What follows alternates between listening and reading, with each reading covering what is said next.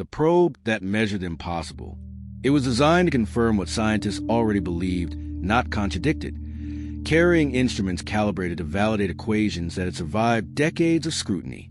Yet as the probe moved deeper into its mission, it began returning measurements that should not have existed, values that sat calmly on screens while quietly dismantling certainty. The data arrived routinely, transmitted across millions of kilometers, processed through standard protocols, and displayed in familiar formats. Nothing about its appearance suggested revolution, yet the numbers themselves told a story that contradicted fundamental assumptions about how the universe operated in that environment. To understand why this probe still matters today, we need to consider how trust is built in space science. Probes are extensions of theory, engineered to test expectations in environments humans cannot reach. Their readings are assumed to be impartial, immune to bias, and brutally honest, because machines have no reason to lie. Modern exploration depends on this trust, using data as a final authority over speculation. When instruments in laboratories produce unexpected results, experimenters can adjust conditions, check equipment, and rerun tests immediately. But space probes offer no such luxury. Once launched, they operate autonomously in environments impossible to reproduce on Earth. Their measurements must be trusted because they cannot be easily verified through independent means. That authority is what made the results so unsettling.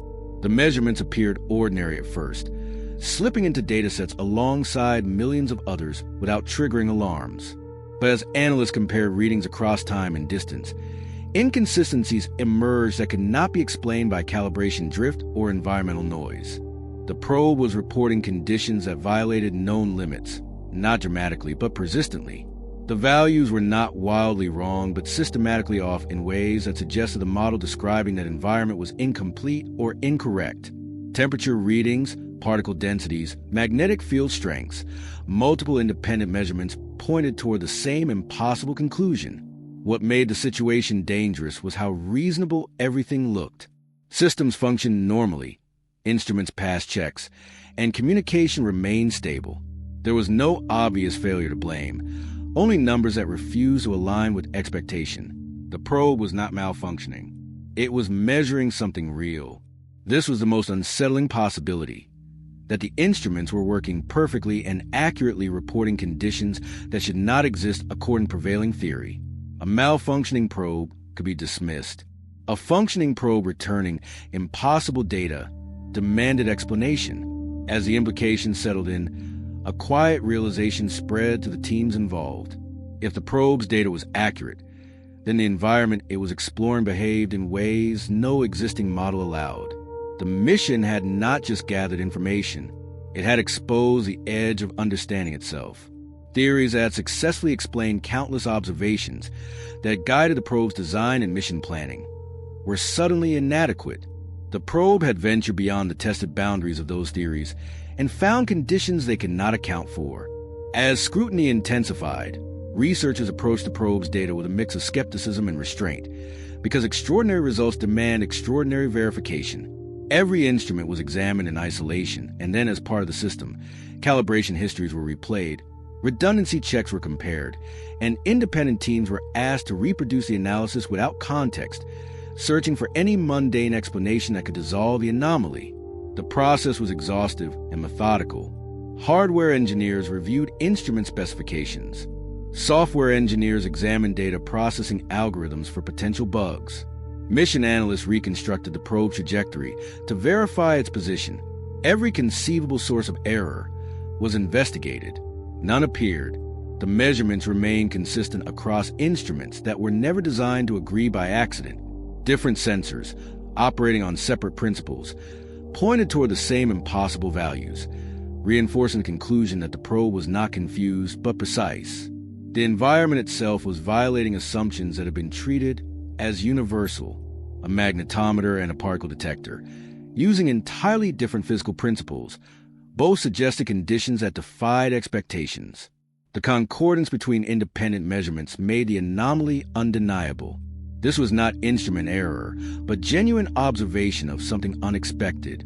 What complicated matters, further, was the gradual nature of the discovery. There was no sudden spike or dramatic event. only a slow accumulation of evidence that grew harder to dismiss with each passive analysis. The probe was not crossing a boundary marked by theory. It was drifting through a region where theory quietly lost authority. The transition was smooth, almost imperceptible at first. Values drifted slightly out of expected ranges, then more noticeably, then undeniably. The progressive nature of the deviation suggested the probe was entering a regime where different physics dominated, a region where effects negligible elsewhere became significant. Attention turned toward interpretation rather than accuracy.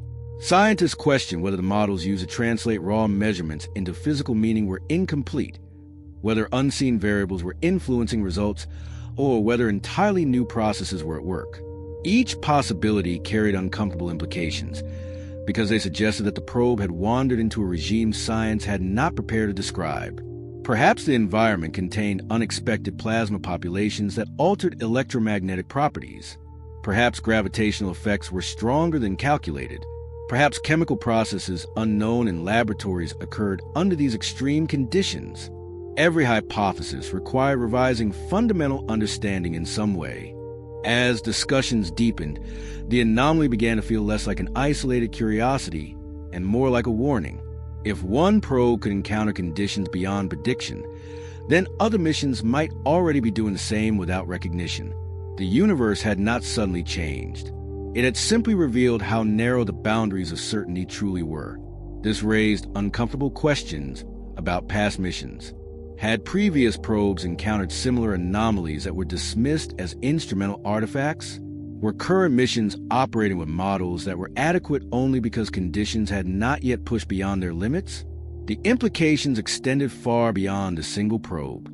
The conflict reached its most critical stage when researchers accepted that resolving the anomaly would require more than refining instruments or adjusting parameters, because the probe's measurements were consistent with themselves even as they contradicted everything surrounding them. The data was not noisy, unstable, or erratic, but calm and repeatable, the most dangerous kind of contradiction, because it offered no easy excuse for dismissal.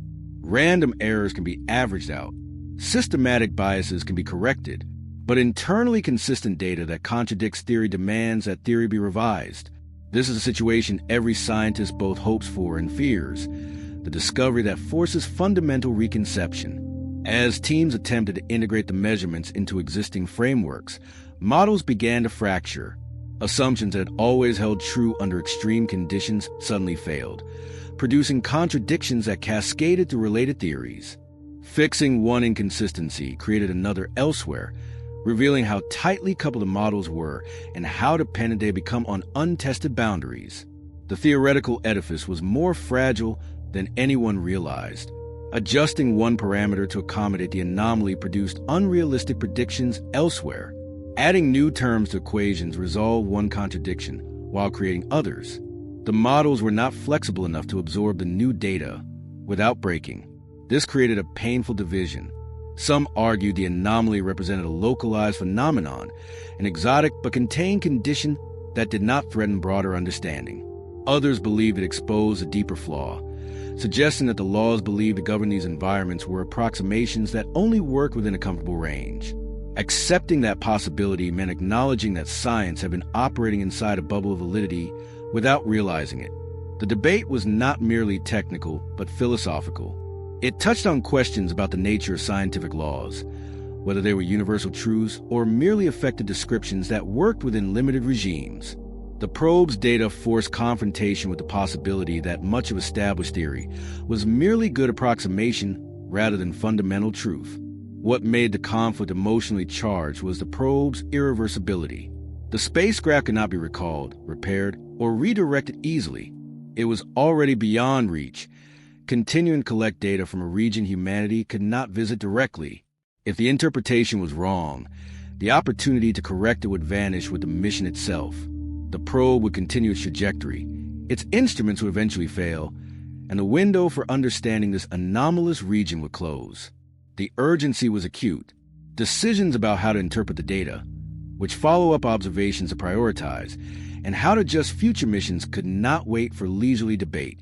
The probe was humanity's only witness to these conditions, and it would not last forever. As debates intensified, The probe transformed from a tool into a test, not of hardware, but of willingness. It challenged whether humanity was prepared to let evidence redefine boundaries rather than forcing it to conform. The numbers on the screen did not argue protest or demand belief. They simply continued to exist. The data was impartial, indifferent to human theories and preferences. It reported what it measured without regard for whether those measurements fit comfortable paradigms. The question was whether scientists would adjust their understanding to match reality or attempt to force reality into existing frameworks. The climax of the story arrived when the anomaly was accepted not as a failure of measurement, but as a genuine encounter with a regime science had not yet described, because the probe's data remained coherent long after every conventional explanation had been exhausted. What had seemed impossible was no longer treated as error, but as information demanding new interpretation. This acceptance was gradual and reluctant, achieved not through sudden insight, but through exhaustion of alternatives. When every reasonable explanation had been tested and found wanting, the unreasonable explanation that the universe behaved differently than expected in this regime became the only one remaining. The resolution unfolded slowly, through revisions rather than revelations. Models were expanded, boundaries were redrawn, and future missions were planned with broader assumptions about what might be encountered. The probe did not overthrow established laws, but revealed where those laws stopped offering reliable guidance, marking the edge between knowledge and speculation. New theoretical work explored mechanisms that could produce the observed conditions. Follow-up missions were designed to test specific hypotheses suggested by the anomaly. The probe's legacy was not a single answer, but a framework for asking better questions. In the aftermath, the mission was remembered less for what it measured and more for how it changed approach. Scientists became more cautious about declaring universality, more open to exceptions, and more attentive to signals that did not fit comfortably within expectation. The impossible had become instructive rather than disruptive. The episode taught humility, recognition that models are provisional, that understanding has boundaries, and that the universe is under no obligation to behave as theories predict. The probe became a case study in how science progresses not just through confirmation, but through anomaly, how the edges of knowledge are extended not by validating expectations, but by encountering their limits. Today, the probe continues its silent journey, carrying instruments that once challenged certainty and now serve as reminders of humility. It showed that exploration is not just about confirming what is known, but about recognizing when knowledge ends and curiosity must take over. The probe's trajectory carried it beyond human reach, beyond possibility of repair or revision, into regions where it continues to observe conditions that strain theoretical description. Its transmissions grow weaker as distance increases and power supplies degrade, but the data it already returned ensures its legacy. Future probes will carry instruments designed with the lessons learned from this mission, built to expect the unexpected and measure what models say should not exist. Sometimes the universe does not break its rules. It shows us where our rules stop. The probe revealed that the boundary between known and unknown is not fixed, but constantly being tested. Every mission that ventures into new territory carries the possibility of discovering that what was thought universal is merely local, that what seemed fundamental is actually conditional. This is not a failure of science, but its greatest strength, the willingness to revise understanding when reality demands it. Subscribe to join the journey. The